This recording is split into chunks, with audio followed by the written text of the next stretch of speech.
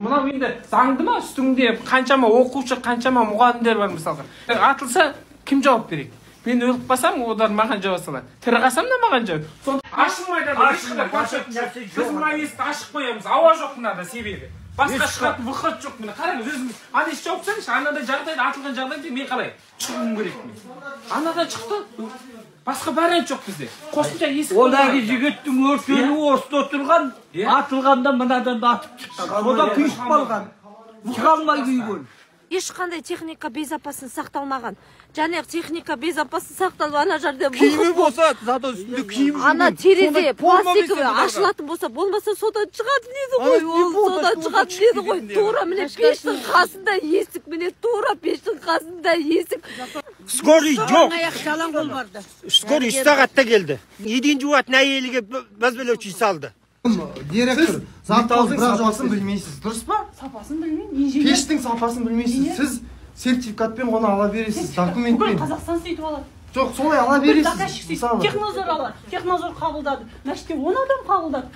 Осы мәслихаттың депутаты қабылдады. Технадзор қабылдады. Отделан образованияның басшысы қабылдады. Директор қабылдады. Завхоз қабылдады. Мен мына жақта сонда ойнап жүрмін. Мен сіздерді қашырған жоқпын. А неге вентиляция дейді? Қайда вентиляция істеп?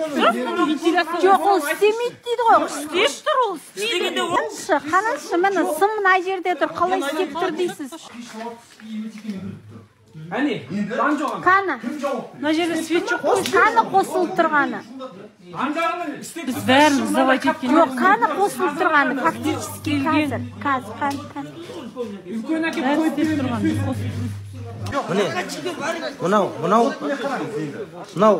Міне, қарапайым дәнекердің істеген дәнекері.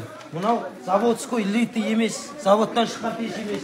Міне, қарапайым жай адамның өзі түсінеді мынау, что бұл да коррупция. Бұның ақшасын жеп қойған. Мынандай иістер сатып алды, мен өзім көзім көрді. Мынаны міне, мынақсып құйып заводтан. Андағы 220-ның сваркасымен сваркаланған пәле болып тұр ғой. 220-ның Осыдан ашылып кеткен.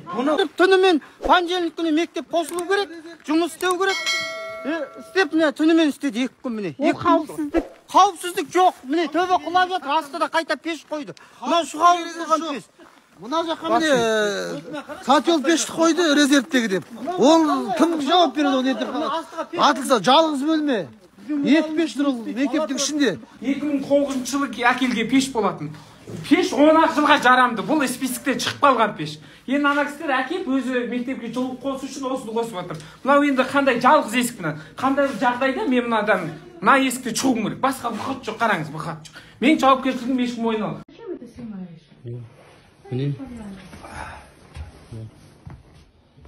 Міне, біздің акиматтың әкімі осылай жұмыс істейді міне. Бізде ауылда ЧП, бұлар дастарханды қараңыздар. Міне, салай қалай красиво салаттар жасап жатыр.